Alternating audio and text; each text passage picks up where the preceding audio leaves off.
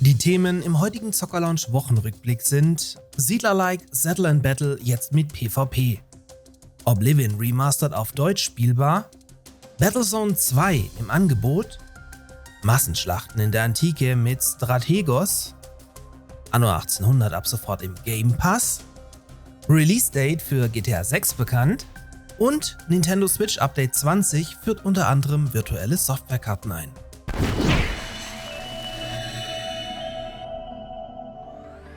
Dieser Wochenrückblick wird euch auch diese Woche von meinem Partner Instant Gaming präsentiert.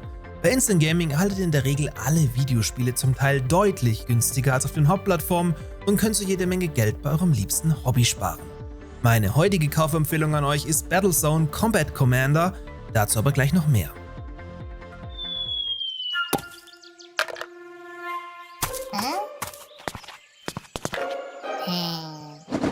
Das nach wie vor unter dem Radar laufende Settle and Battle setzt mit seiner Low-Poly-Grafik das Spielprinzip von Die Siedler 3 und 4 fast in Perfektion um, wie ich euch schon in meinem Testvideo Ende 2024 dargelegt habe. Der ebenfalls mit einem klassischen RTS-Kampfsystem daherkommende Titel hat diese Woche nun sogar einen Multiplayer-Modus erhalten.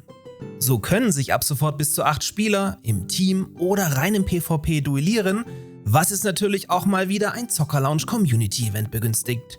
Wenn ihr also Bock habt, mit mir ein paar Runden im Stream zu gehen, dann schaut doch gerne mal auf dem Zocker-Lounge Discord vorbei. This is only the beginning. Worse is yet to come. Looks clear.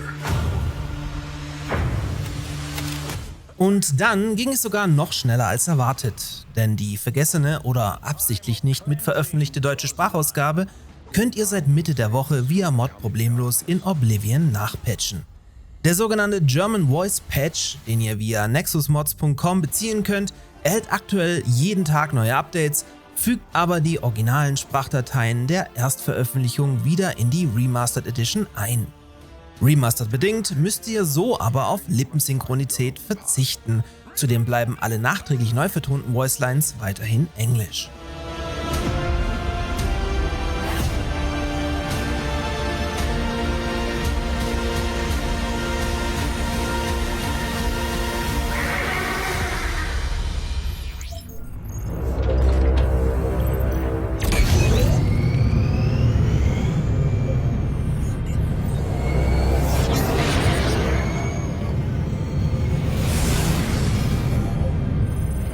Wusstet ihr, dass ich der einzige YouTuber da draußen bin, der Battlezone 2 sowohl im Original als auch in der 2018 erschienenen Redux-Version als komplettes Let's Play im Portfolio hat?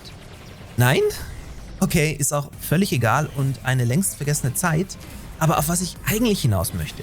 Diese Perle der Echtzeitstrategie, die ihr aus der Ego-Perspektive steuert, bekommt ihr bei meinem Partner Instant Gaming für gerade mal 2 € zuzüglich Mehrwertsteuer und könnt so in einer langen Kampagne mal was ziemlich Einzigartiges spielen, was sowas von einem Nachfolger verdient hätte. Ach ja, mit einem Kauf über meinen Partnerlink unterstützt ihr dabei diesen Kanal hier zusätzlich sehr.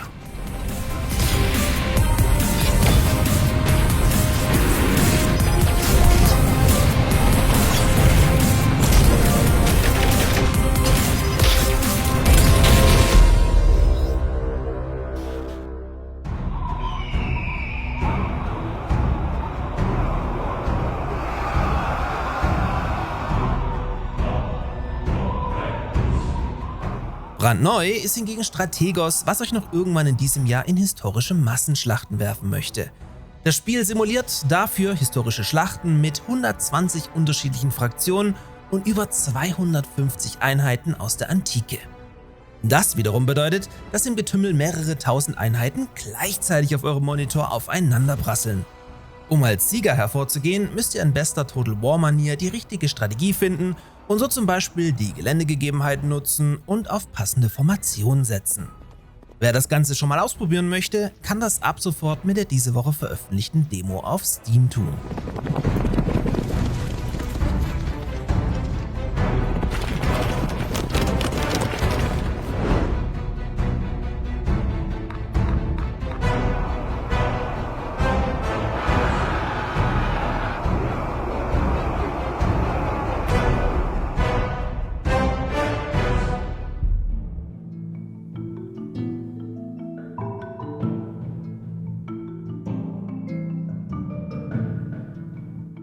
Klein aber fein hat es diese Woche neben Call of Duty Modern Warfare 2 auch Anno 1800 in den Game Pass geschafft.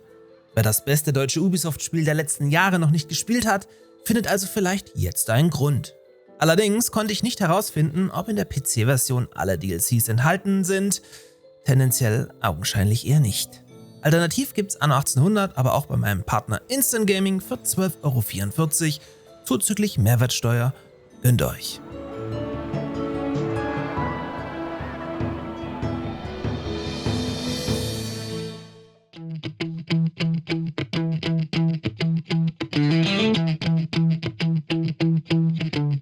Bad luck, I guess. Da hat sich schon die ganze Gaming-Branche auf den nahenden GTA 6 Release Ende 2025 vorbereitet und sicherheitshalber mal nichts Großartiges in diesem Zeitraum angekündigt. Und jetzt verschiebt Rockstar das Ding eiskalt auf Mitte 2026 nach hinten. Immerhin sind sie jetzt so fair, um allen Beteiligten einen genauen Release-Termin an die Hand zu geben. So erscheint das wohl ziemlich sicher größte und teuerste Videospiel aller Zeiten am 26. Mai 2026, wenn es denn nicht nochmal verschoben werden muss.